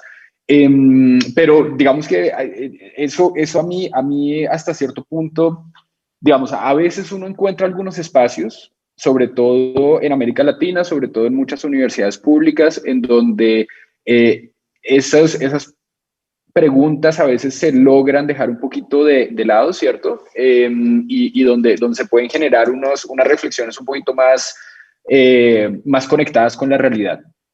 Eso por un lado. Por otro lado, creo que esa preocupación que tenemos acerca de la, digamos, pluridisciplinariedad, ¿cierto? De la que hablamos y decimos es necesaria, no me preocupa tanto porque es algo que se ha podido hacer a lo largo de la historia, ¿cierto?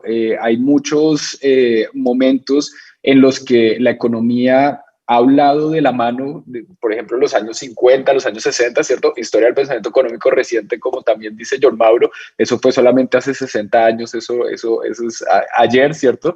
La economía hablaba directamente con la psicología, hablaba directamente con la sociología, y de ahí, digamos, surgieron una cantidad de ideas, métodos, argumentos muy interesantes, como la economía comportamental, por ejemplo, la economía experimental también, otro tipo de cosas que se han venido enriqueciendo.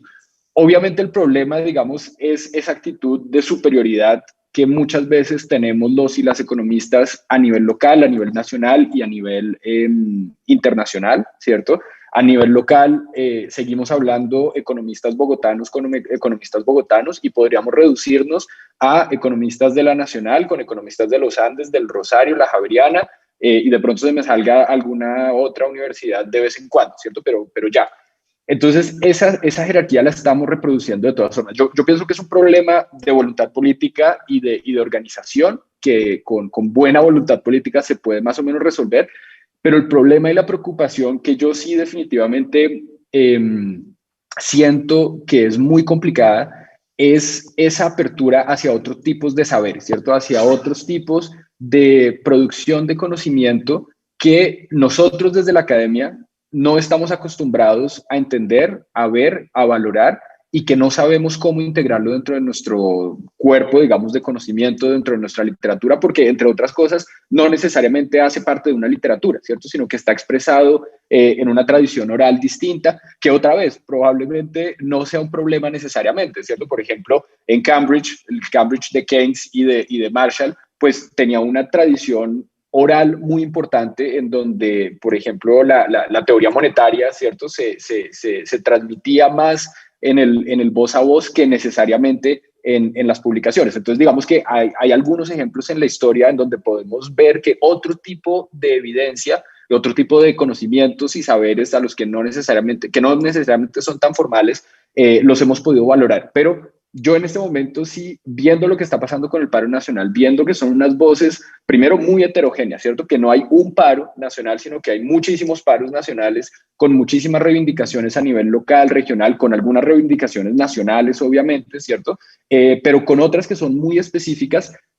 A mí me preocupa muchísimo tratar de saber cómo tanto la economía como la historia, como la sociología, están tratando de entender esos saberes que vienen desde los movimientos políticos y sociales. Y yo personalmente no tengo ni idea cómo se está tratando de hacer y cuáles son esas posibilidades específicas desde las que, digamos, que deberíamos tratar de implementar, esos mecanismos más bien específicos que deberíamos tratar de implementar, de crear para poder digamos, ampliar muchísimo más la conversación. Entonces, ese es el punto que me preocupa más. Sí, yo creo digamos que yo coincido con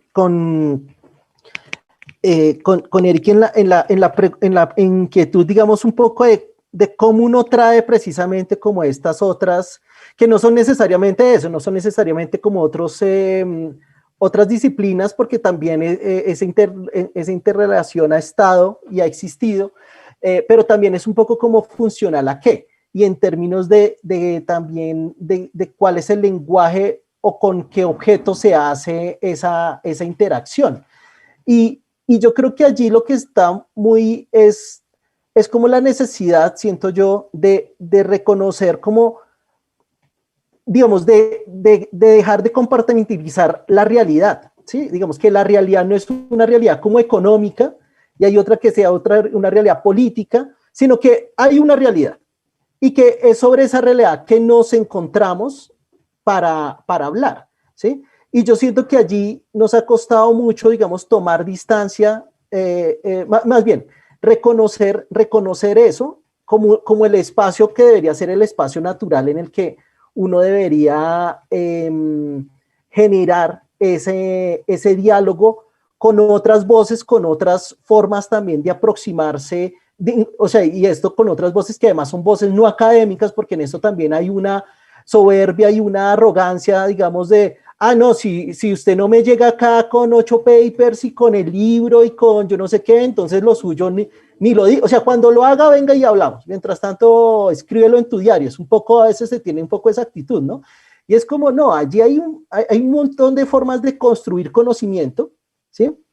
Y uno debería poder valorar eso, porque la experiencia, digamos, misma de todo lo que está pasando, pues es de lo que está pasando con el paro, con los paros, digamos, que están ahora activos, debería darnos cuenta de eso. Entonces yo creo que allí debe haber un esfuerzo, digamos, muy fuerte de ponernos hacia la realidad, de mirarnos realmente en el espejo, en el contexto en el que nos encontramos.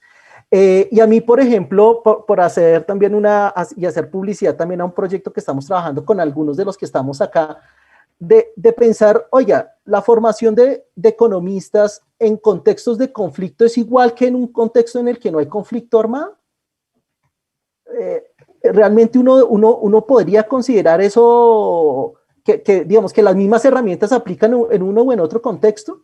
Y de pronto sí, de pronto muchas sí, pero de pronto algunas no, y de pronto se requieren otras adicionales. Y en esa medida es conveniente también mirarnos muy en unas realidades que además son muy brutales, pero que de alguna forma nos hemos dado las mañas para ignorarlas, digamos, de forma a veces muy, digamos, muy deportiva, y pues que es muy lamentable, porque aun cuando se habla de la heterodoxia, que también hemos visto que hay muchos debates que se han dado últimamente al respecto, allí también es la heterodoxia de Estados Unidos. O sea, hablemos de la heterodoxia de acá. Y esa heterodoxia acá no hablemos porque también se ignora. Es lo que Eric nos mencionaba antes. No es que no se sepa nada de lo que se produce acá, pero sabemos realmente muy poco y desconocemos muchas de las contribuciones. Entonces hablamos mucho de la heterodoxia, o sea, la reivindicación de la heterodoxia es reivindicar a Keynes. Bueno, pues que lo sepamos, Keynes no estaba pensando en nosotros cuando escribió sus libros. Y ahí uno creo que debería, y con eso cierro, que uno debería preocuparse más por aquellos economistas que también, hombres y mujeres, que se han preocupado por nosotros. Porque eso es otra la relación que uno puede establecer con esas personas. Y no de pronto oiga, no, si el personaje que está por allá, pues que no digo que no haya que hacerlo, no digo que no es importante o interesante leerlos y estudiarlos, pero creo que uno debería también comenzar a valorar mucho más, y en esto creo que está también ese esnovismo académico, que lo que vale es lo que se publica afuera, que la intención, que eso publicar en estas revistas de acá, que eso...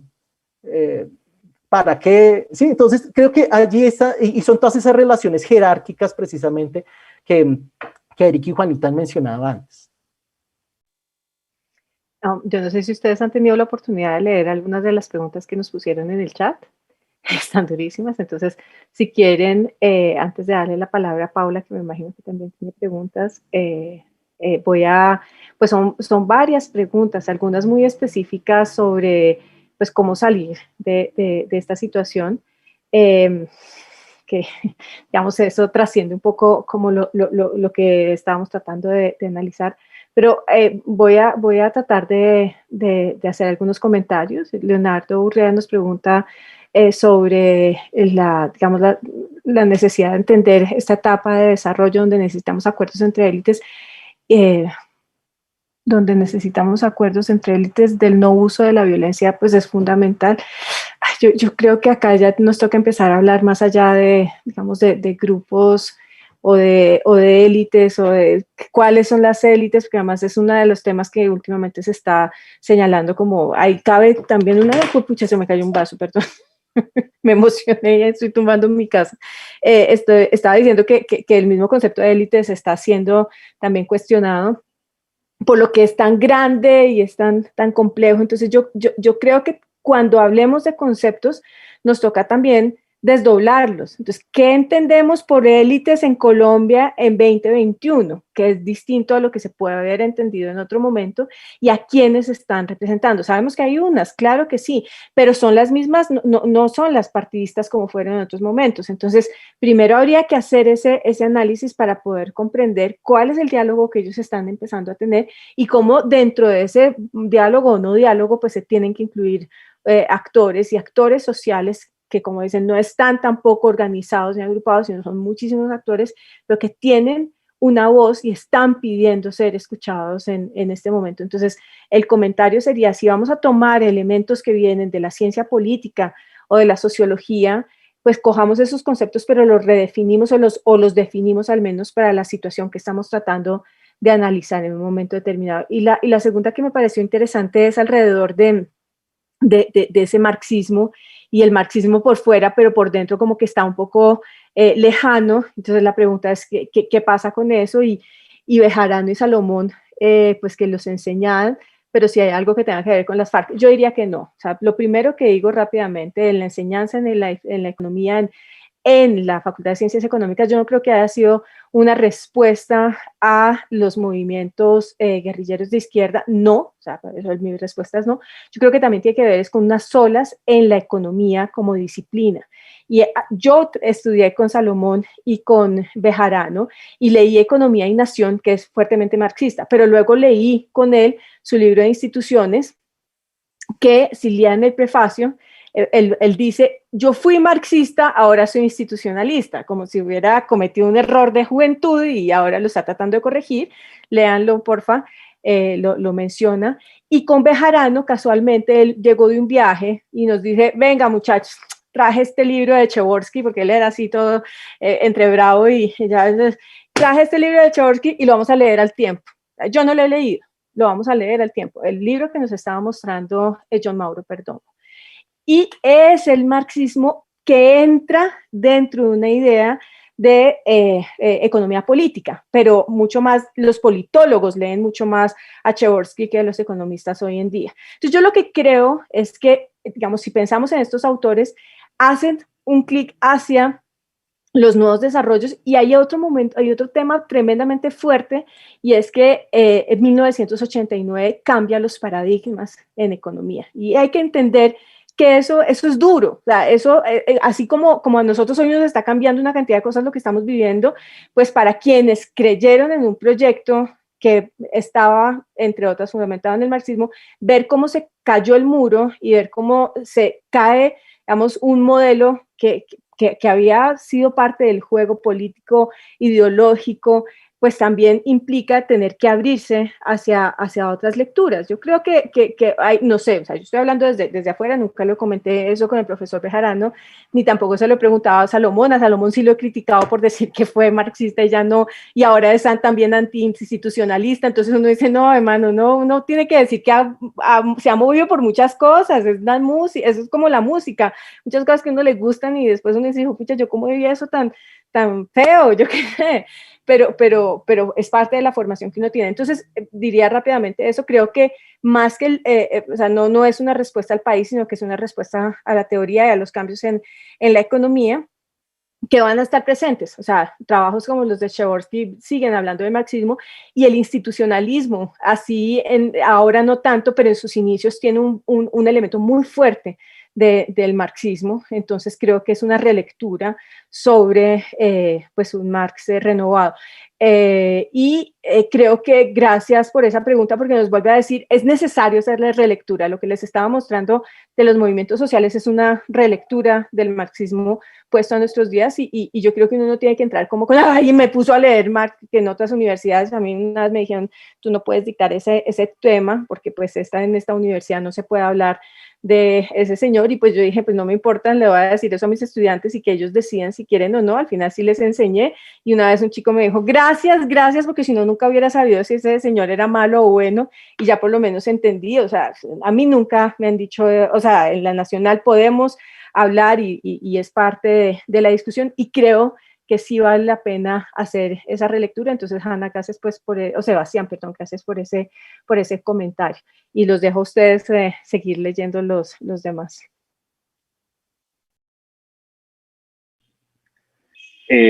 Bueno, pues abro mi micrófono yo entonces, aunque no, la verdad que las preguntas están durísimas.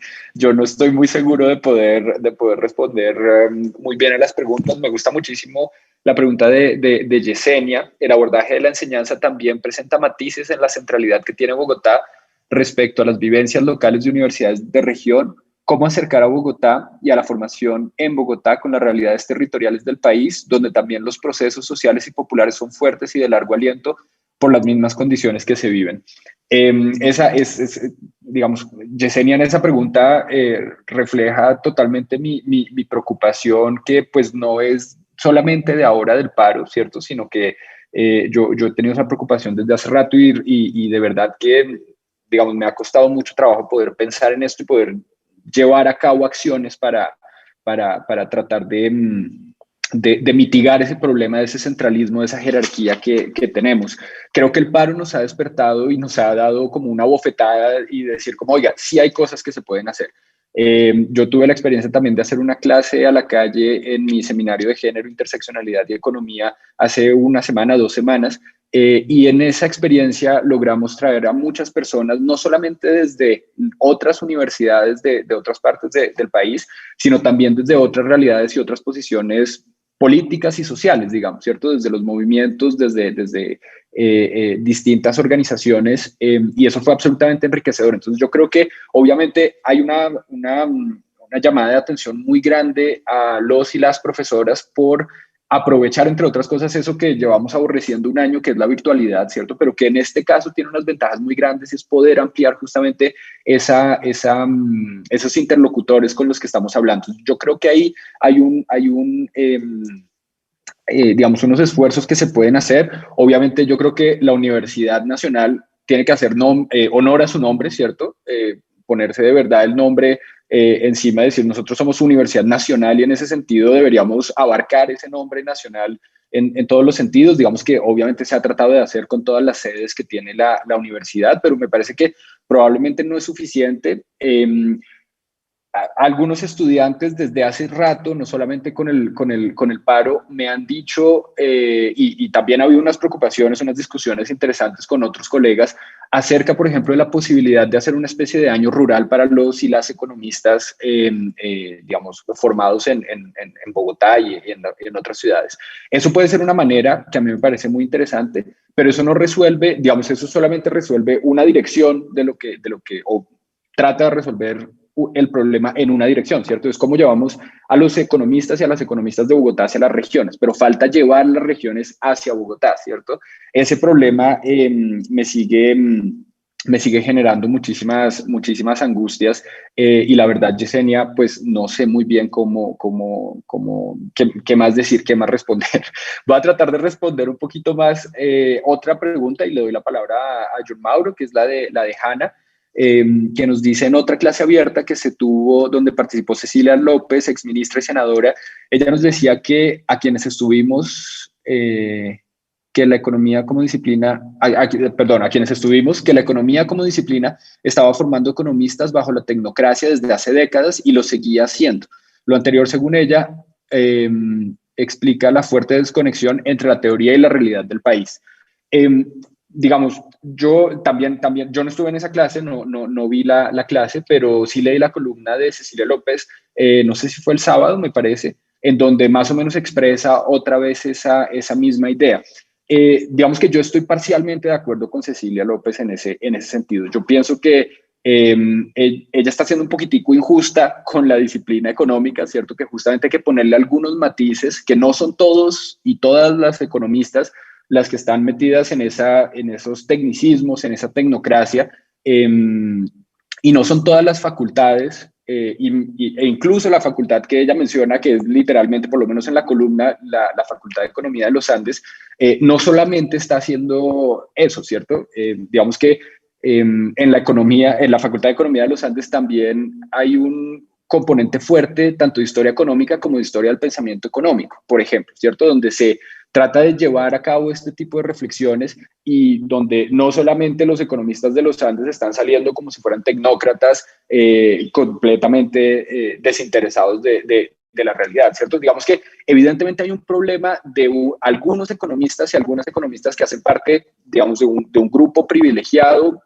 en el sentido que han tenido una visibilidad importante, ¿cierto? Y que tuvieron probablemente una actitud de no saber leer muy bien qué era lo que estaba pasando con el paro nacional al principio del paro, pero que yo creo que poco a poco han venido como reivindicando esa posición hasta cierto punto y han venido abriendo un poco, han venido abriéndose un poco más a la conversación y al diálogo. Entonces, yo cogería un poco esa crítica de Cecilia López con pinzas. Obviamente, hay, digamos, razones y argumentos detrás de lo que ella está diciendo, pero me parece que en este caso en particular también hay que ponerle matices, ¿cierto? Y ponerle matices y problematizar eso que ella está diciendo, creo que nos manda un mensaje de esperanza también para decir, no todo está perdido en nuestra disciplina. Entonces, eso era un poquito lo que me gustaría decirle a Hanna. No sé, John Mauro, si quieres seguir con las otras preguntas.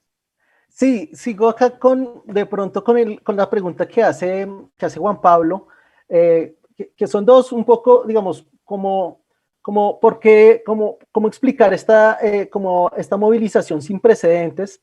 Y yo creo que es el resultado, digamos, y de las causas de la crisis, es un poco la configuración de una tormenta perfecta. Veníamos ya de una movilización y de unos reclamos previos pandemia, que quedaron en pausa por la pandemia, una pandemia que, como sabemos, por lo menos entre los países de los que se tienen datos, Colombia es uno de los países que la ha gestionado peor, por los tiempos que les ha tomado hacer cosas, tomar medidas, las respuestas que se ha tenido, la vacunación que avanza, pero pues muy lentamente, como todo acá, o sea, todo siempre vamos a la velocidad en la que nada un perro en una piscina, ¿sí? Entonces, sí avanza, pero demasiado lento.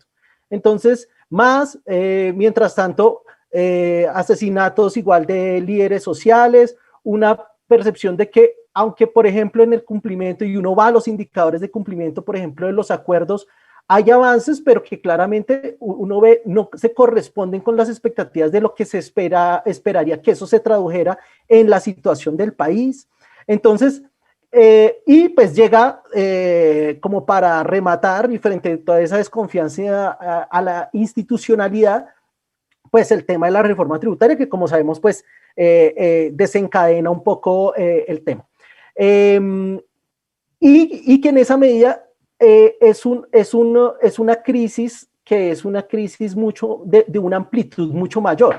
Es diferente cuando es una crisis económica, como por ejemplo la de finales de los 90, que afecta a un sector que es muy clave, pero que finalmente se restringe allí el ámbito. Aquí esto tiene un alcance mucho mayor. Entonces creo que esa ha sido la configuración, digamos, de esa tormenta perfecta, lo que ha hecho que finalmente se desencadene todo este proceso en el que estamos, que el hecho de que se haya desencadenado no quiere decir que el riesgo de free rider y el riesgo, digamos, de que eso se diluya no exista. Eso existe todo el tiempo. Y existe, de hecho, desde el mismo momento en el que uno también reconoce que es muy difícil identificar acá un conjunto de interlocutores válidos para ambas partes. Entonces hay un montón de gente que no se siente representada ni en los políticos que se reúnen, ni en los de las personas del Comité del Paro, pero tampoco además reconocen al mismo gobierno como un interlocutor competente para sacar esto adelante. Entonces, en esa situación, me parece que todo eso siempre está, o sea, el riesgo de que esto siempre se desinfle, eso está allí. y que esto tenga un auge en el que todo el mundo sale y esto, pero que también en la medida que pasa el tiempo la gente dice, oiga, sí, yo estoy de acuerdo, pero juepucha, esto también ya me está afectando mucho en otras dimensiones, y entonces la gente comienza a decir, no, pues más bien que salgan otros a marchar, que salgan otros a hacer los esfuerzos, y entonces ese riesgo está allí. Esto para decir que eso siempre está allí y que uno debería ser reflexivo al respecto. Sea cual sea la postura en la que uno esté, uno debería estar pendiente de cómo está evolucionando eso. Lo otro es un poco lo que pregunta Hannah, y tiene que ver como con esa relación, y que tenía que ver también con la pregunta con respecto a Cecilia López, y yo creo que sí es importante uno también hacer una posición, digamos, tener una reflexividad como profesión sobre nuestra relación con el poder. Y allí lo que pasa es que cuando uno tiene una relación con el poder, es muy difícil soltar ese poder, ¿sí? O sea, y decir, no, ya no queremos hacer parte ni decirle nada al gobierno, ni participar de las decisiones. Esa relación con el poder es una relación que es difícil, porque es una relación que da privilegios, que nos da unos niveles de interlocución, nos da unos estatus, nos da unas proyecciones en diferentes ámbitos. Y entonces decir, como esto es entonces romper y volvernos contrahegemónicos, no estoy tan seguro que o sea, no sé si es eso, pero lo que sí creo es que uno sí debería tener, digamos, una reflexión permanente, digamos, de esas relaciones de poder. Y creo que en esa medida, y ahí hago una respuesta rápida también a lo que pregunta Diego, eso también, digamos, se debe reflejar en las mismas relaciones que tenemos precisamente con las facultades. Y a mí allí el mensaje que yo personalmente considero que es clave, y que creo que refleja, que es un reflejo también de otras dinámicas de estructura social que existen en el país, es acá nosotros no la pasamos echándonos pestes de un lado a otro. Entonces los que somos economistas de un lado y miramos mal a los economistas del otro, afuera ninguno de nosotros nos conoce. O sea, que lo tengamos más o menos claro. O sea, nosotros deberíamos cooperar más para competir afuera. Y creo que nosotros seguimos siendo comunidades académicas pequeñas. En otras universidades uno tiene 8 seminarios, cada facultad tiene 8 seminarios, uno para macro, uno para micro, uno para historia, otro para pensamiento, otro para econometría. Nosotros tenemos 1, 2, pues porque no hay suficiente masa, digamos, es difícil tener a veces esas masas críticas. Entonces, creo que hay un punto de partida, y está bien competir, pero está bien competir entendiendo que sobre todo en nuestro caso, en nuestro contexto, conviene mucho más cooperar para poder ser más competitivos hacia afuera, para poder producir más, para poder hacer más cosas. Y yo siento que allí esa mezquindad, que es una mezquindad de estructura social, que creo que es un reflejo también de esa mezquindad en la estructura social en la que vivimos, también se termina reflejando allí. Y es acá, no, yo me junto solamente con estos que son como los mismos como yo, y de resto no mucho. Y bueno, pues, de nuevo, eso hace que avancemos, pero a la velocidad a la que avanza un perro en una piscina, pues muy lentamente. Entonces creo que podríamos hacer mucho más si nos juntamos más y cooperamos más.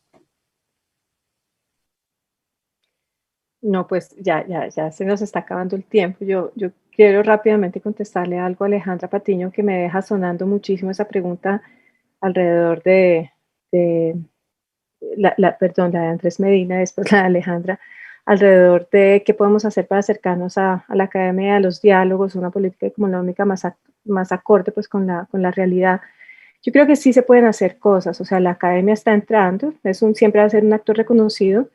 Yo también creo que desde la universidad uno se puede plantear otras cosas, como decía Eric, alrededor de ese rural de los últimos semestres, pero uno no debería hacer eso solo en el rural, o sea, las clases deberían acercarse más a la sociedad, no como una salida de campo, que es la del que mira, así como si fuera pues esa expedición botánica que va entonces Mutis a ver a las cosas que hay por allá. No, yo creo que nos toca entrar un poco más con los estudiantes de Historia Económica General.